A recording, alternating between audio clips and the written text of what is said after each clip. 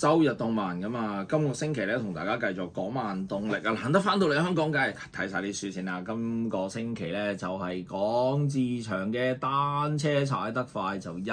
定有古怪啊！咁啊呢一本書咧，佢係一本啊，即係第四屆講漫動力，如果冇記錯嘅話，應該有兩本咧係同運動有關係嘅。咁啊志祥嘅單車踩得快啦，咁啊另外就有準成度啦。呢一本書咧就其實雖然話係同運動有關係啊，但係其實佢係一本末世求生嘅一個作品嚟嘅。咁啊講緊喺世界大戰之後啦，咁啊喺核戰摧毀咗人類嘅文明啦，喺應該係香港啦，我諗呢個係一個本地嘅漫畫嚟嘅。咁啊因為輻射溝埋咗之前嘅病毒啦，令到啲人咧就開始感染變成喪屍。咁主角阿志咧就喺一次即係喺叫做監察緊啲叫做喪屍啦，你可以叫做或者叫食人怪，應該係話喺書裡面食人怪嘅一個自己嘅行動，因為附近已經冇晒人㗎啦。咁啊遇到佢嘅前女友阿 Mia 啦。咁啊，前女友 Mia 咧，其實係嚟到呢個 city 裏面咧，就係因為佢之前嘅男朋友阿志睿咧，其實就冇咗呢一個即係失咗蹤啊，咁啊去咗醫院嘅途中失咗蹤，咁所以阿 Mia 想揾翻佢，咁就喺呢一次嘅過程裏面咧，就遇翻阿志，咁啊兩個人咧就開始經歷翻食人怪追捕嘅一個過程啦，咁啊佢哋要匿埋啦，咁啊然之後阿志其實一直都冇忘記Mia 嘅，咁但係 Mia 其實已經有佢自己嘅新男朋友㗎啦。咁啊喺呢個過程裏面咧，就阿志咧就喺即係因為佢太認識Mia 啦，或者佢太愛阿 Mia 啦，咁所以咧佢就決定揸住佢部單車咁啊去醫院咧，希望可以即係載阿 Mia 去醫院睇下可唔可以揾翻阿志睿咁樣啦。咁因為咧喺即係核武爆發之後，即係唔好講核武爆發啦，你睇下霍爾木茲海峽，即係你知我幾時拍㗎啦。霍爾木茲海峽俾人封鎖嘅時候啊，其實機動交通工具其實已經係變得係即係越嚟越貴啦。咁何況喺核戰打後咧，就人類可能死咗好多啦。咁喺本書裏面有好多人亦都表現咗呢一個食人怪啦。單車咧已經變咗係最好嘅一個代步工具啦。咁而且咧喺呢一本書裏面，你亦都有講嘅就係呢一本書嘅食人怪咧，其實佢係有啲似韓國嘅喪屍嘅。韓國型嘅喪屍係咩咧？就係跑得快，因為即係以往嘅喪屍，我哋細個睇歐美嘅喪屍電影咧，一般嘅喪屍咧都係相對，尤其係 Walking Dead 開始咧，因為佢 walking 啊嘛。咁但係咧去到譬如屍殺列車咧，佢奠定咗一個新嘅形態咧，就係喪屍咧就係跑得好快嘅。咁啊，而呢一本書裡面嘅食人怪咧都係跑得非常之快。咁所以一般嘅人如果要迴避喪屍，而且喺冇咁困難啦，因為你跑可能都可以跑得好快，但係冇咁困難嘅情況之下咧，單車就係一個最好嘅方法啦。咁個古仔一路就發展啦，去到後面咧就送到阿 Mia 去醫院啦，然之後揾到志睿啦，但係原來志睿已經係成為咗食人怪㗎啦。雖然唔知點解佢變咗食人怪之後，都一直仲係企咗喺醫院嘅某個角落裏面啦。咁另外咧本書其實志睿咧而家冇乜點出㗎啦，佢只不過係有個咁嘅伏線，就係其實佢係負責研發一個解藥咁樣㗎，希望可以救命嘅疫苗啦。點不知咧之前志曾經喺路上面，因為佢係好中意踩單車，佢喺路上面遇過嘅一個即係會對啲單車撚好唔友善嘅司機啦，咁嗰個死皮鬼啦，就係呢一套作品嘅 Big Boss，咁最後就打敗咗佢啦，即係諸如此類有留到啲伏線可以放下一集嘅，咁但係至於有冇第二集咧，就要睇下志祥，譬如可能喺銷量上面啦，或者係興趣上面啦。如果有呢一套作品咧，其實嗰個末世感都強嘅，因為真係人咧就真係得兩個嘅啫，就係得阿志同埋 Mia 嘅啫。你已經揾唔到其他人㗎啦。咁啊，其他咧全部都係食人怪嚟嘅。咁啊，另外有一隻狗啦，另外有一隻貓啦咁樣。所以嗰個末世感係好強嘅。咁而且啊，因為本書係冇其他人，所以冇援手可言啊。其實係一個係咪好合理咧？我唔知道，因為即係大家都未面臨過呢一種咁樣嘅末世，所以我都唔敢講咁樣係咪真係好合理。咁但係因為你平時睇其他嘅影視作品咧，即係總會 team up 得到噶嘛，即係可能有4-5個人你先至可以解決到一件事。咁但係佢呢次嘅事件咧就係 Mia 同埋阿智兩個人，咁更加大部分嘅時候其實係集中喺阿智身上面嘅。咁而阿智咧就係一個非常之中意即係踩單車嘅人啦，單車嘅技術亦都非常之好啦。咁阿智我估就係即係自強自己啦，係嘛？即係會係好中意踩單車啊咁樣樣。咁所以呢一本書咧其實係一本末世嘅求生冒險怪異作品。佢雖然話係單車，但係其實同運動係冇關係嘅，即係佢唔係講運動嘅嗰種熱血啊，佢唔係講運動嘅嗰種技術啊，佢係講緊單車作為喺呢一本書裏面，佢多數係一種工具嚟。但係倒翻轉啊，即係如果我用緊志祥嘅角度去講，如果呢個係 promote 單車一個最好嘅方法，就係當呢個世界所有文明都告終咗嘅話，又如果真係有咁大嘅危機嘅話，單車係最有用嘅代步工具咯，可以迴避啦，多少可以攻擊啦。所以如果以 promote 單車嘅角度嚟講咧，其實都幾有效嘅應該，因為未必個個識揸槍，但係當然都唔係個個識揸單車啦。但係即係相對嗰個可能即係門檻又會低啲啦，同埋你到時即係你都冇人再做子彈咯，咁你點會揸槍都冇用啦。但係你有部單車，你就可以 keep 住係咁揸，而且又可以救命咁樣。咁所以作為 promote 單車呢一樣嘢咧，其實呢一本書咧都係即係都有佢嘅功效。個古仔嘅末世感係存在嘅，我覺得都刺激嘅，因為其實嗱，你總唔會兩個都死啊，但係佢可以死是但一個，所以都會有危機感嘅。而且呢兩個人即係阿智同埋 Mia 係好普通嘅人嚟嘅啫，咁所以一路睇嘅過程，可能平時一個好基本嘅感覺就係都唔緊要啦。即係譬如呢兩個無論阿智定係 Mia 一定唔會死嘅，甚至乎佢哋兩個會唔會好翻啊？即係作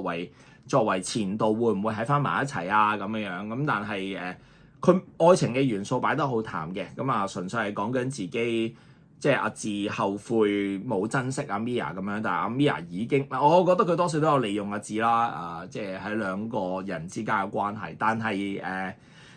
我諗都只能夠講冇辦法啦，係嘛？即係咁你曾經放棄過，咁但係即係佢嘅倔強，我又真係想要即係想要去揾翻自己嘅男朋友咁樣樣。阿志祥係好中意單車，我諗即係如果我哋係佢嘅即係朋友或者係讀者嘅話咧，都一定會知道啦，因為佢之前亦都有另外一部作品係專畫單車嘅，不過佢就唔係一個漫畫連環圖嘅方式咯，佢係一啲幾格嘅漫畫去即係講返一啲單車小日常嘅笑話啊、技術內容啊。諸如此類，感覺其實有啲似開嘅嗰一種籃球漫畫，即係佢嘅籃球嗰個漫畫，即係嗰個單車嗰個漫畫都係有啲似係咁樣樣嘅。睇落去都刺激啦。單車結合埋呢一個喪屍題材，都係一個幾有趣嘅內容係一個新穎嘅。最重要嘅係，如果我哋睇其他嘅影視作品嘅話咧，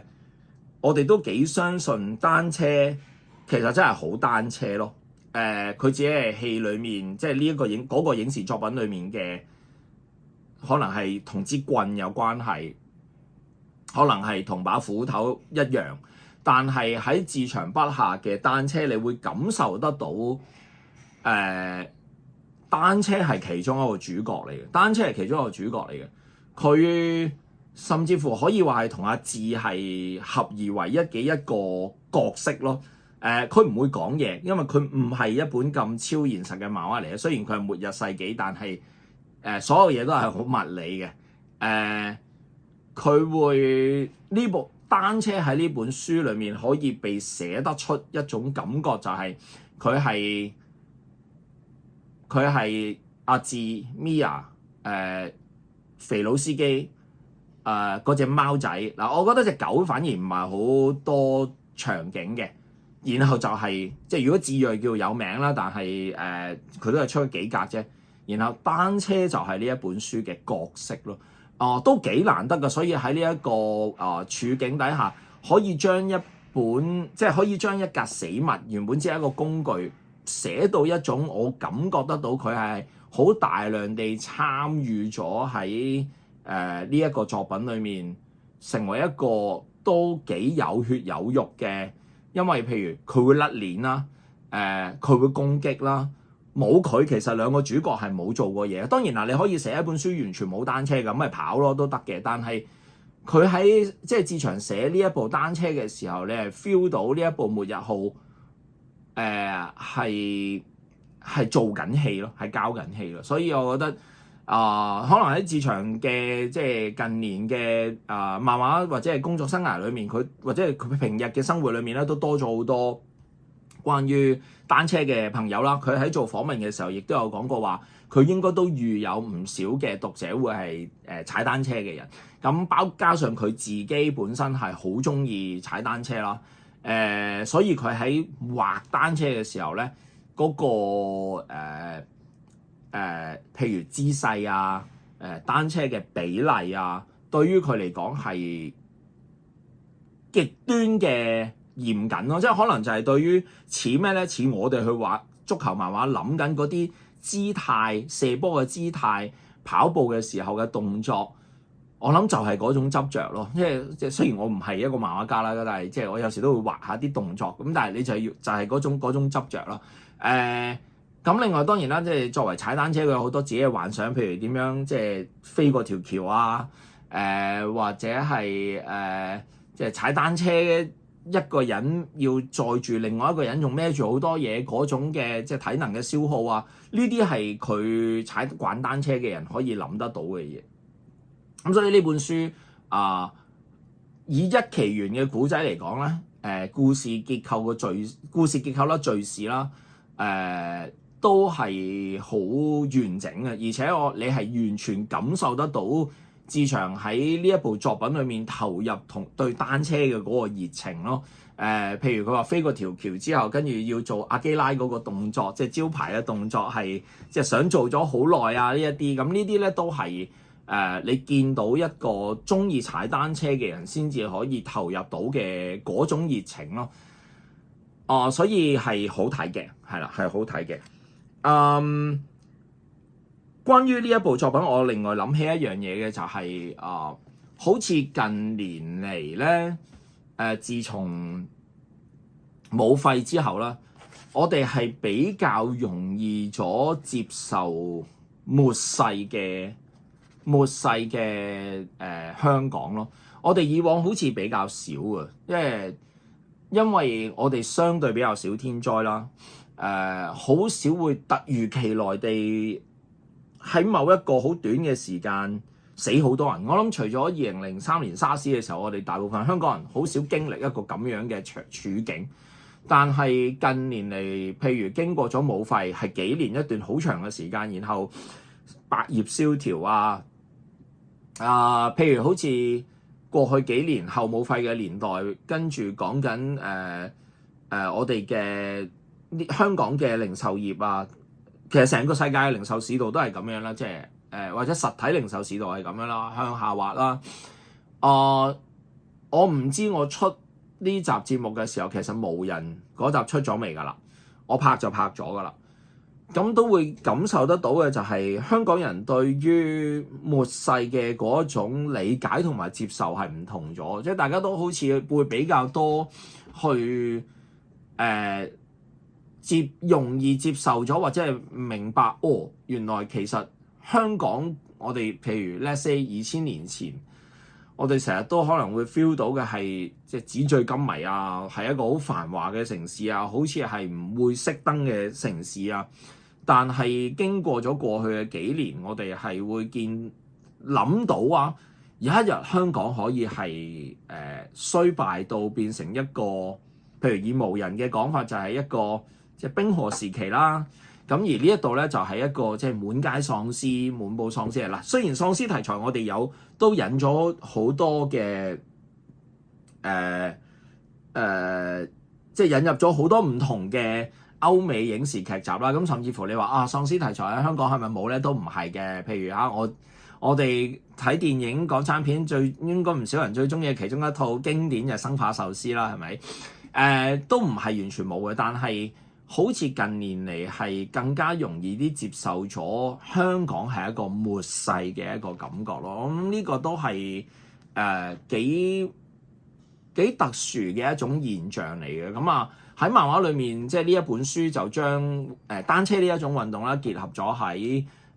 個末世場景裏面啦。我自己就覺得整體嚟講咧，都算係一部非常之即係高質素嘅漫畫啦。尤其係我頭先即係最認為佢最強嘅地方，就係可以見到佢將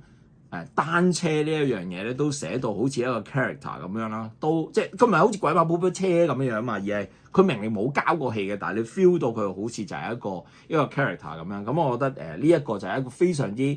注入咗本身自己呢個單車魂嘅一個效果咯。咁啊，唔知你又點睇啦？如果你有睇過呢一本漫畫嘅，不妨同我分享下你嘅感想啦。雖然都遲咗大半年啦，記得 like、share、subscribe 我呢條 channel 啦。另外，如果你未訂閱我嘅，唔係，如果你仲未成為我嘅會員嘅話，我話俾你聽，我有會員㗎，咁啊希望每個月請我飲一杯咖啡咧，可以鼓勵我嘅創作嘅。今集到呢度為止，我哋下次再見，拜拜。